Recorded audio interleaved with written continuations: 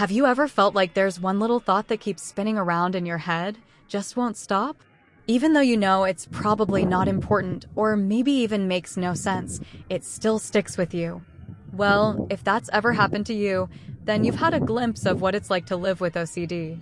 Obsessive-Compulsive Disorder, OCD, isn't just about being obsessed with cleanliness or organizing things. It goes much deeper than that. Sometimes, it can be exhausting. This article isn't about diagnosing you or anyone else. It's more like an invitation to sit down and have a friendly chat, imagining what life with OCD might feel like. So grab your favorite warm drink and let's take it slow. Section 1. OCD isn't just about cleanliness. Many of us probably first heard of OCD through lighthearted jokes.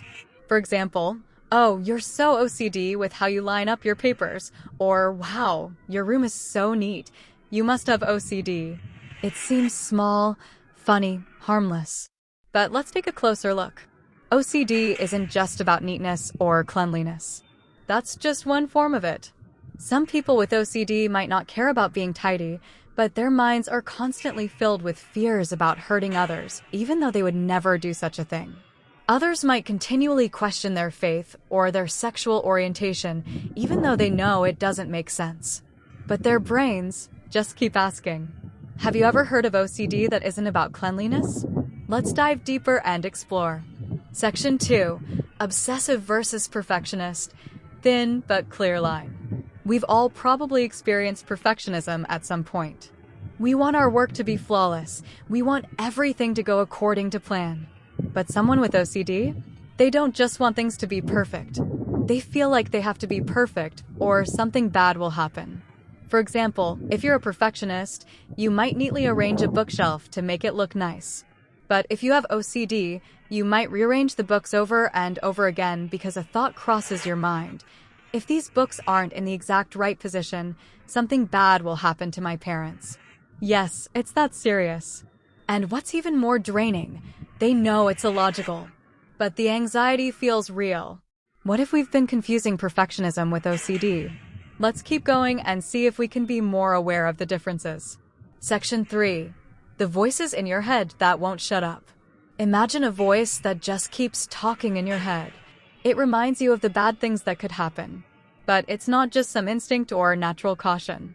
It's more like, if you don't check the door 5 times, your house will be broken into, or if you don't wash your hands until they're sore, you'll spread germs to the people you love. And that voice doesn't stop. No matter if you're working, talking to friends, or even relaxing. You're haunted by guilt, fear, and anxiety. It's like having an internal critic who constantly judges and nags you every second. Ever feel like your thoughts are out of control? Let's understand more about what it's like to live with these voices. Section 4. The exhausting rituals. After the obsession comes the compulsion. These are like the rituals you do to calm the anxiety.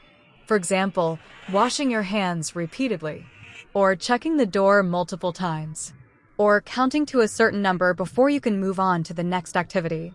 To outsiders, it might seem odd, but to those who experience it, these rituals feel like the only way to calm their minds, even if it's only for a brief moment. Tired?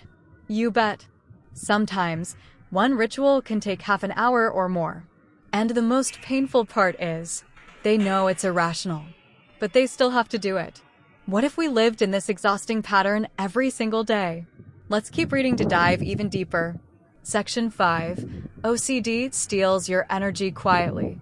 Imagine working while constantly thinking about something that doesn't even matter, but you just can't stop thinking about it.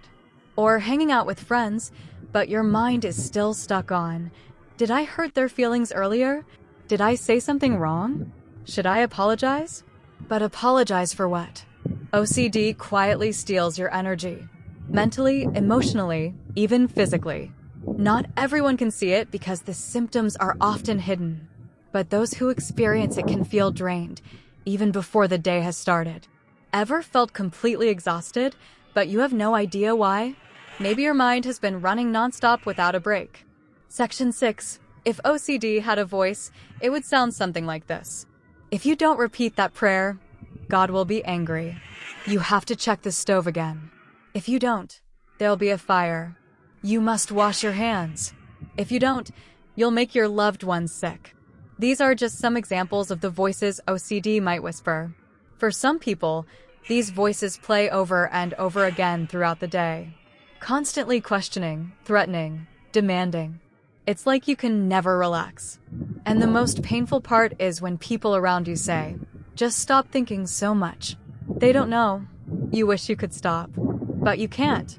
Curious how people manage to survive with voices like these? Let's move to the next section and keep learning. Section 7. What helps? The good news is OCD isn't the end of the world. Many people learn to live with OCD. It's not always easy, but it's not impossible either. Therapy, especially cognitive behavioral therapy, CBT, and exposure and response prevention, ERP, has proven to be incredibly helpful.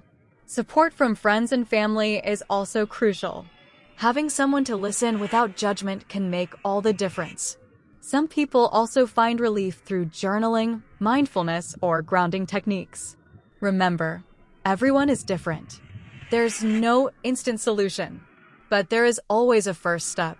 And that first step might be as small as talking to someone you trust. Does this resonate with you? Maybe it's time we start having more open conversations because you're not alone. Conclusion. Take it slow. You're not alone. Living with OCD is certainly challenging, but it doesn't mean life is hopeless. Many of us are still learning to make peace with the voices, the rituals, and ourselves. Maybe you don't have OCD, but you could be a more empathetic friend. Or maybe you're suspecting you might have some symptoms. Just remember, this isn't a diagnosis. This is an invitation to have a deeper, more compassionate conversation. And if you feel like you need help, that's not a weakness. It's a sign of strength. Disclaimer: this article is written by someone without mental health expertise. All content here is informational and not a substitute for professional consultation. If you suspect you have OCD or any other psychological condition, it's highly recommended to talk to a psychologist, psychiatrist, or trusted professional. Take it slow. You're not alone,